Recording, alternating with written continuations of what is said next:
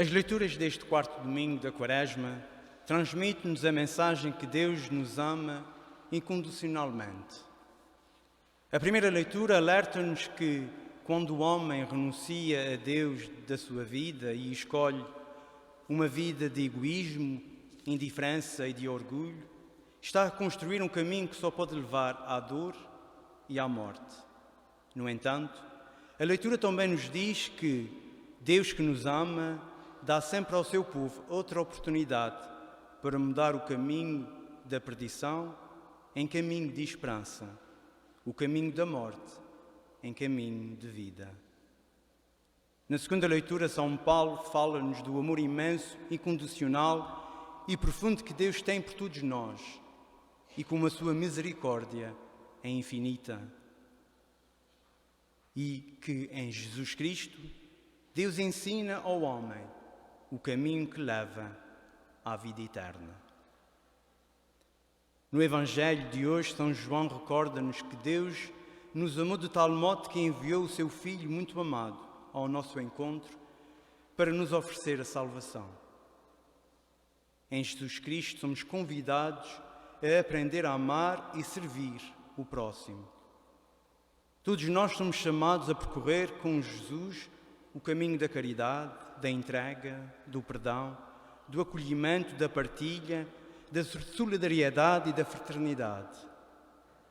É esse o caminho da salvação, é esse o caminho da vida eterna. Porque Deus nos ama, porque Deus quer nos oferecer a vida eterna. Essa graça, essa dádiva de Deus, da vida eterna, é-nos oferecida gratuitamente e incondicionalmente, sem qualquer condição, exclusão, restrição ou preferência em função da cor, raça, posição financeira ou social.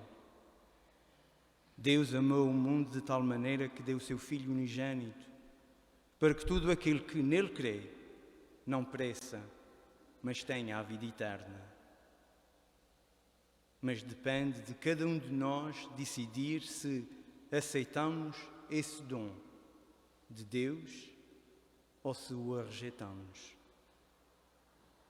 Desde o início dos tempos que o homem tem tendência de acusar, de apontar o dedo, de colocar as culpas nos outros.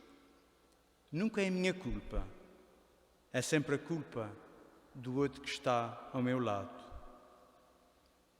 Ele ou ela, eles é que disseram para eu fazer isso. Eu nunca disse isso. Eu nunca fiz nada disso. É sempre os outros.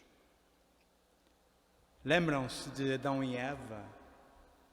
Quando Deus perguntou quem tinha comido do fruto proibido, qual foi a resposta que eles deram a Deus? Adão disse: foi a mulher que trouxeste para junto de mim que me ofereceu da árvore. Em seguida, Eva responde: foi a serpente que me enganou e eu comi. Nunca sou eu, é sempre o outro que está ao nosso lado. Não só culparam um ao outro, mas também como culparam a Deus. Foi a mulher que tu trouxeste para junto de mim. Muitas vezes colocamos as culpas em Deus pela dor, pelo sofrimento, pelas injustiças que nos acontecem, por aquelas que nos causam e por aqueles que nos também causam sofrimento. São as lutas inúteis pela conquista do poder que leva à morte, à fome, ao desemprego, à prostituição, às drogas e à corrupção que crescem cada vez mais neste mundo. São as doenças que muitas vezes nos roubam tempo e até a própria vida daqueles que nós mais amamos. É a dor profunda que sentimos no coração causada pela traição, desprezo, ódio, rancor, inveja ou vingança. O que foi que eu fiz a Deus para merecer isto? Por que é que Deus manda tanto sofrimento, tanta dor, tantos castigos. O verdadeiro cristão não vive no medo, pois ele sabe que Deus é um Pai cheio de amor. Não é Deus que nos condena, somos nós que escolhemos entre a vida eterna que Deus nos oferece ou nós rejeitamos todos os dons que Deus nos oferece. Não é Deus que nos manda castigos, muito pelo contrário. Deus é rico de misericórdia, bondoso para com todos aqueles que olhem para os irmãos. O sofrimento não vem de Deus. O sofrimento consiste das más decisões que o homem faz no percorrer da sua vida. O sofrimento consiste no não total dos homens aos dons de Deus, por pensar que não necessitam de Deus em suas vidas, em seus corações, em suas famílias. O Evangelho de hoje nos ensina que o caminho que o homem deve seguir para chegar à vida eterna é acreditar em Jesus. Acreditar em Jesus não basta dizer eu acredito.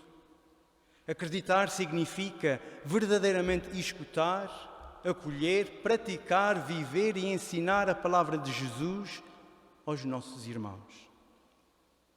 Na ordenação diaconal, o bispo transmite as seguintes palavras ao entregar o livro dos Evangelhos. Acredite no que leu, ensine aquilo que acredita, pratique o que ensina. Acreditar é eu ser capaz de superar as indiferenças, injustiças, calúnias e o desprezo que muitas vezes sinto e vejo no olhar do irmão. Acreditar é eu ser capaz de pegar na minha cruz e carregá-la até ao Calvário.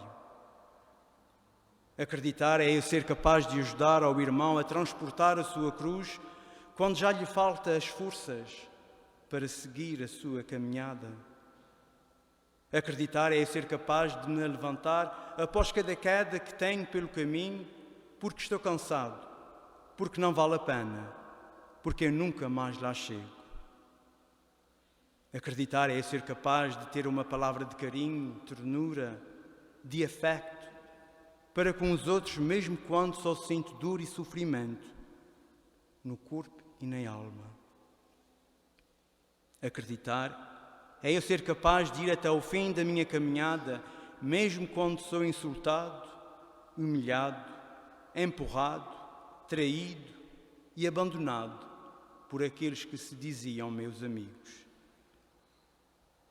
Acreditar é eu ser capaz de me despir do egoísmo, do orgulho, da vaidade e dos preconceitos que me impedem de aceitar a ajuda dos outros. Acreditar é eu ser capaz de me entregar totalmente de mente, coração, corpo e alma ao amor e serviço a Deus e ao irmão. Neste tempo de Quaresma, somos convidados a converter-nos a Jesus e a percorrer o mesmo caminho que Ele percorreu. Vamos pedir a Nossa Senhora de Fátima, que disse aos 3 pastorinhos na cova da Iria: rezai, rezai muito pela conversão dos pobres pecadores,